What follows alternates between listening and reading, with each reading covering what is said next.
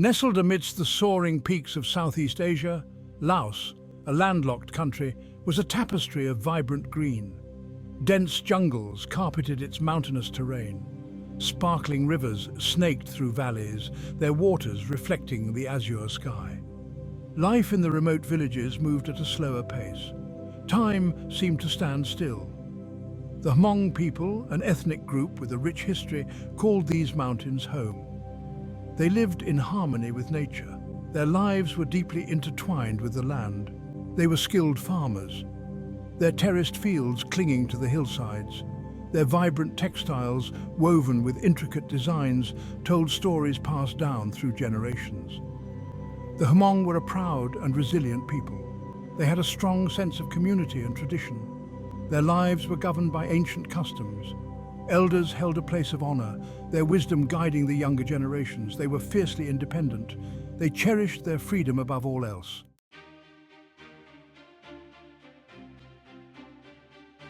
In the village of Long He, a leader emerged, Vang Pao, a name that would become synonymous with courage and resilience. Born into a family steeped in Hmong tradition, Vang Pao possessed an innate understanding of his people. He was a natural leader, his wisdom and bravery earning him the respect of his community. Vang Pao's early life was marked by both hardship and determination. He witnessed firsthand the struggles faced by his people, poverty, limited opportunities, and the constant threat of exploitation. These experiences ignited within him a deep desire to fight for the betterment of his people. His reputation as a skilled hunter and warrior spread throughout the region. Vang Pao's courage in the face of danger was legendary. He possessed a strategic mind and an unwavering commitment to protecting his people. These qualities would prove invaluable in the turbulent years to come.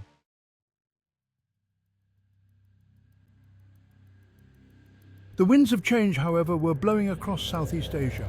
The Cold War, a global struggle between superpowers, was casting a long shadow. Communism, with its promise of equality and liberation, was gaining momentum in the region. Laos, caught in the crossfire, found itself on the brink of a conflict that would forever alter its destiny. For the remote villages nestled in the Laotian mountains, the outside world seemed a distant reality. The rhythms of life continued, undisturbed by the geopolitical currents swirling around them. But change was inevitable. The whispers of war, carried on the wind, would soon reach even the most isolated corners of Laos. In the early 1960s, a new presence emerged in the region. The Central Intelligence Agency, or CIA. Tasked with containing the spread of communism, the CIA began recruiting local allies. Their gaze fell upon the Hmong, recognizing in them a formidable force capable of operating in the challenging terrain of Laos.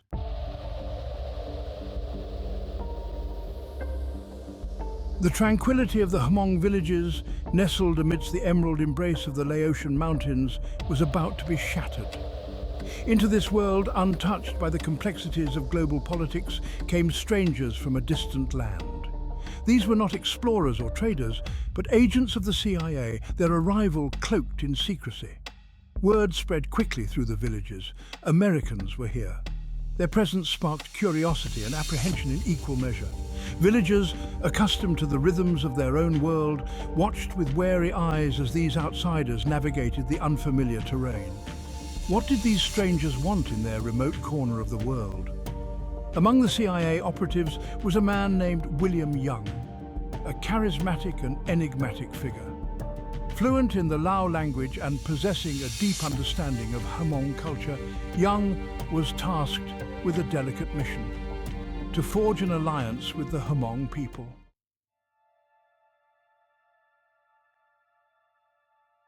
Young sought out Vang Pao, recognizing in him a leader who commanded the respect of his people. Their first meeting, shrouded in secrecy, took place in a remote village. The air was thick with tension as Young laid out the reason for his presence: the threat of communism, the need for allies, and the promise of support.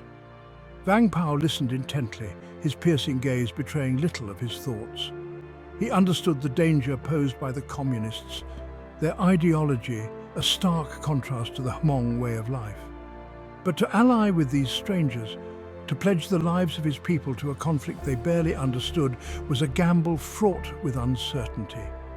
Young spoke of freedom, of self-determination, of a future where the Hmong people would finally be masters of their own destiny. He promised support, training and weapons, the tools necessary to resist the communist advance. His words, carefully chosen and passionately delivered, held the allure of a better tomorrow.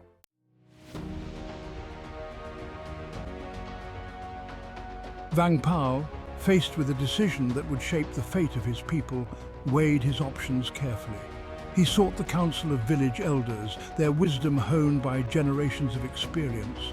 The discussions were long and arduous, the risks weighed against the potential rewards. The Hmong, throughout their history, had fiercely defended their independence. They were skilled hunters and warriors, intimately familiar with the treacherous terrain of their homeland. But could they stand against a modern army, equipped with tanks and planes, with nothing but their courage and their knowledge of the mountains? The decision, once made, was final. Vang Pao, with the backing of the elders, agreed to join forces with the Americans. A call went out across the villages, a summons to defend their homeland. Young men, their faces etched with both fear and determination, answered the call, leaving behind their families and their livelihoods to become soldiers in a war that had yet to fully reveal its true cost.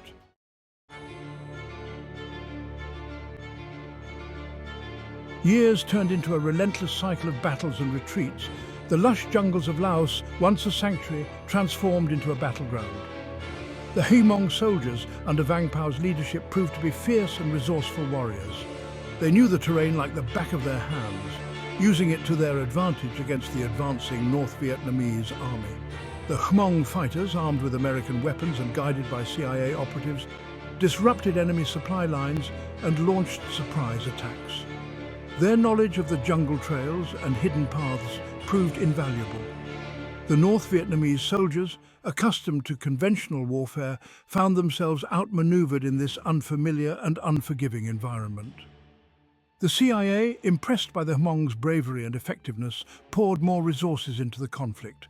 Air bases were established in remote locations, and transport planes roared overhead, dropping supplies and ammunition to the Hmong fighters scattered throughout the mountains. The United States Air Force, bound by political constraints from directly engaging in Laos, provided crucial air support, bombing enemy positions and disrupting their movements.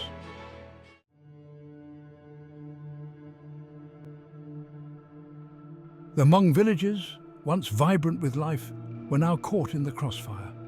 Families sought refuge in caves and makeshift shelters, their lives turned upside down by the relentless conflict. The war, once a distant rumble, had invaded their homes, shattering their peaceful existence. Women, traditionally relegated to domestic roles, found themselves thrust into new and dangerous responsibilities. They became messengers carrying vital information between villages, often risking their lives to evade enemy patrols. They tended to the wounded, their hands skilled in both traditional healing practices and the grim necessities of battlefield medicine.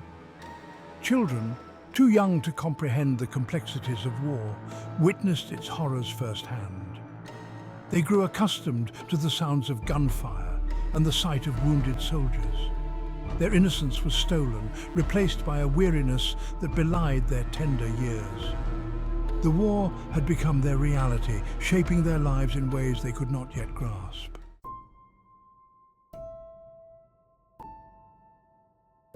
As the conflict dragged on, a grim necessity arose. The Hmong families hiding in the jungles faced a heartbreaking dilemma. Their infants' cries, a natural part of life, became a liability, a beacon that could draw the enemy to their hiding places. The survival of the family depended on silence, even at the most agonizing cost. Opium, cultivated in the region for centuries, became a tool of survival. Mothers, their hearts heavy with grief, administered small doses to their babies, just enough to quiet their cries and avoid detection. It was a desperate measure, a testament to the brutal realities of a war that forced them to make unimaginable choices. The silence, while necessary for survival, came at a heavy price. Some infants, their tiny bodies unable to withstand the effects of the opium, succumbed to its embrace. The mothers, their hearts shattered, were forced to bury their children in the secrecy of the jungle, their graves unmarked, their loss a silent burden they would carry for the rest of their lives.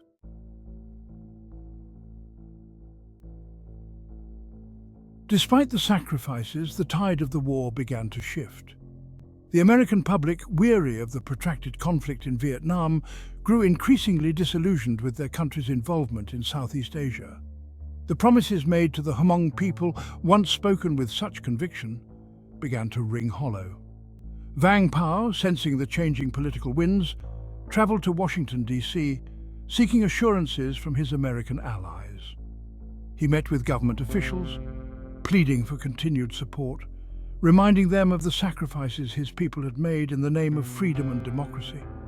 But the world was changing, and the Hmong, once valuable allies, were becoming pawns in a game they no longer understood. The Paris Peace Accords of 1973, while bringing an end to the American involvement in Vietnam, did little to ease the suffering in Laos.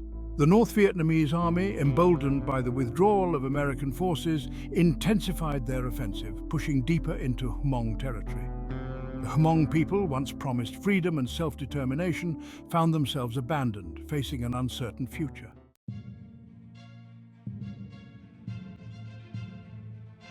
The year 1975 arrived like a premonition. The news, filtering in through crackling radios and whispered rumors, confirmed their worst fears. Saigon had fallen, the North Vietnamese were victorious, and the Americans were leaving. For the Hmong, the sky seemed to fall. Vang Pao, his face etched with the weight of responsibility, knew they were on their own. The promises of support, of a future alongside their American allies, evaporated into the humid air. They were surrounded, outnumbered and outgunned. Their homeland, soaked in the blood of their sons and daughters, was about to be overrun. The order went out: evacuate. Families gathered what few possessions they could carry, their lives packed into meager bundles. The elderly, their faces creased with worry, urged their children forward, their ancient wisdom telling them that staying meant certain death. The exodus had begun, a desperate flight for survival.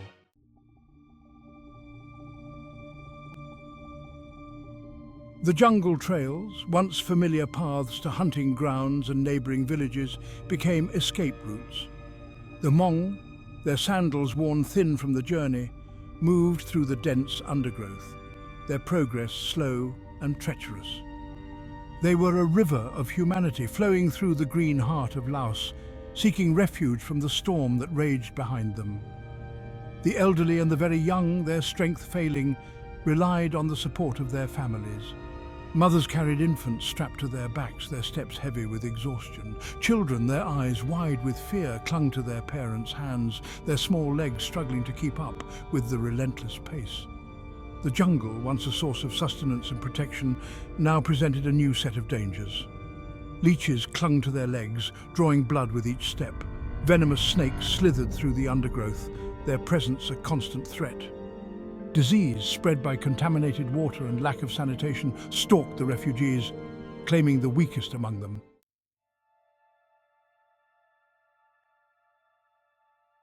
Their destination: the Mekong River, a watery serpent that marked the border between Laos and Thailand.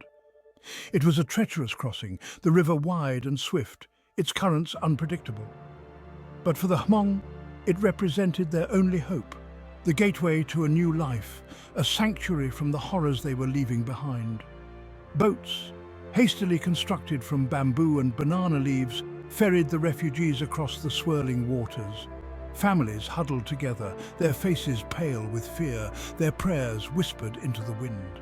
The lucky ones made it across, their relief palpable as they stumbled ashore on the Thai side. For others, the river became a watery grave. Overloaded boats capsized, spilling their human cargo into the unforgiving currents. Children were swept away from their parents' grasp, their screams swallowed by the roar of the river. The lucky ones drowned quickly. The unlucky ones clung to debris, their hope fading with the setting sun, their cries for help unanswered.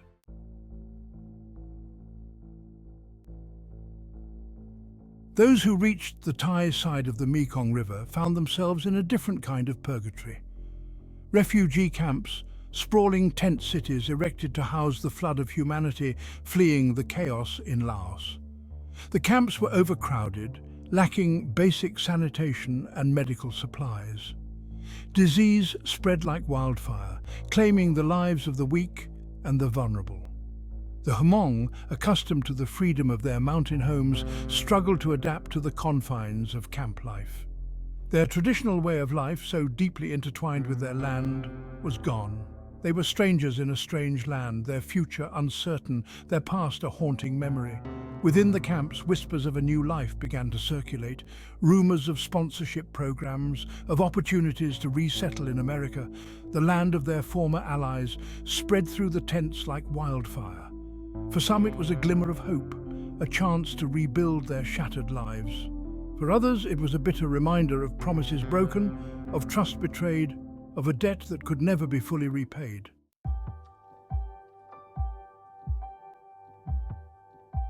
The Hmong diaspora, scattered across the globe, carried with them the invisible scars of war and displacement. Families fractured by conflict and the chaos of escape clung to the hope of reunification, their dreams woven into the fabric of a future yet to be realized. The refugee camps, temporary havens from the storm, became crucibles shaping a new generation of Hmong, their identities forged in the fires of loss and resilience. In the United States, the Hmong community, once strangers in a strange land, struggled to adapt to a culture vastly different from their own.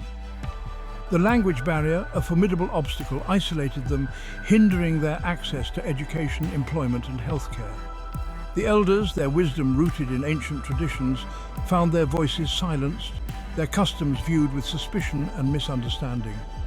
Despite the challenges, the Hmong spirit, unbroken by years of hardship, found expression in new and unexpected ways. Families, their bonds strengthened by adversity, drew strength from their shared history, their cultural heritage a beacon in the darkness. Temples adorned with intricate carvings and vibrant colors sprung up in urban centers, becoming focal points for community gatherings, religious ceremonies, and the preservation of ancient traditions. The younger generation, born in exile, straddled two worlds, navigating the complexities of assimilation while honoring the sacrifices of their parents and grandparents. They excelled in schools, their thirst for knowledge fueled by a desire to create a better future for themselves and their community. They embraced American culture, its music, fashion and language, while holding fast to their Hmong identity, their heritage a source of pride and strength.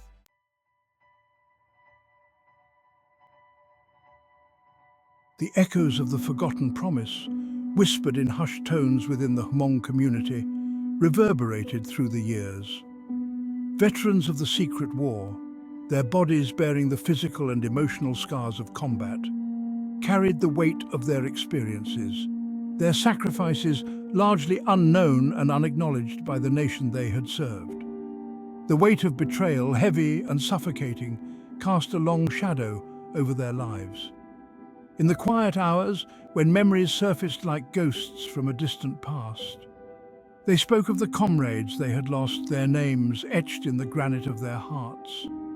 They recalled the battles fought, the victories won, and the crushing weight of defeat. They questioned the decisions made, the promises broken, and the price their people had paid for a war they had not sought, a conflict that had torn their world apart. The United States government, for its part, remained largely silent, the secret war a chapter in history it seemed content to forget.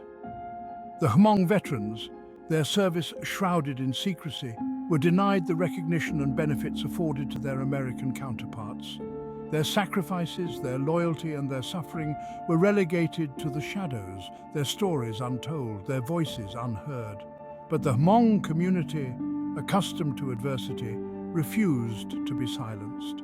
They organized, they lobbied, and they raised their voices in unison, demanding recognition for the veterans who had fought and bled alongside American soldiers.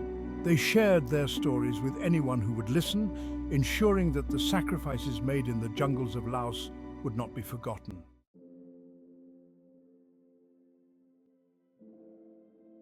The struggle for recognition was long and arduous, a testament to the Hmong spirit of perseverance. Years turned into decades, and still the veterans of the Secret War waited for their sacrifices to be acknowledged, for their service to be honored. But through it all, they never gave up hope, their determination fueled by a deep sense of justice and a belief that the truth, no matter how long it takes, will eventually come to light. Their efforts, though met with resistance and indifference at times, gradually began to chip away at the wall of silence. Scholars, journalists and filmmakers, drawn to the compelling narrative of the Hmong experience in the Secret War, began to shed light on this forgotten chapter in American history. Books were written, documentaries were filmed, and the stories of the Hmong people, once relegated to the shadows, began to reach a wider audience. Public awareness grew, and with it a growing sense of empathy and understanding for the plight of the Hmong community. Politicians, once hesitant to address the issue, began to take notice, recognizing the political capital to be gained by aligning themselves with a community that had been wronged, a group of veterans who had been denied the recognition they deserved. And finally, after years of struggle and advocacy, a measure of justice was served. The United States government, acknowledging the debt it owed to the Hmong people, began to offer citizenship to Hmong veterans and their families. Memorials were erected, honoring the sacrifices made in the jungles of Laos. The Secret War, once shrouded in secrecy, was finally being acknowledged. The stories of the Hmong people given a voice, their legacy etched in the annals of American history.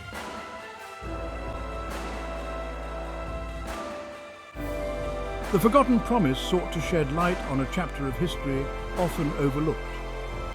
The Hmong people, thrust onto the global stage by forces beyond their control, demonstrated unwavering bravery and resilience. Their story, woven into the fabric of the Secret War, serves as a poignant reminder of the human cost of conflict and the enduring power of the human spirit. Their legacy, etched in the annals of history, is a testament to the indomitable will of a people determined to preserve their culture, their identity, and their honor. Though scattered across the globe, the Hmong remain united by their shared past, their sacrifices forever etched in the collective memory of their people.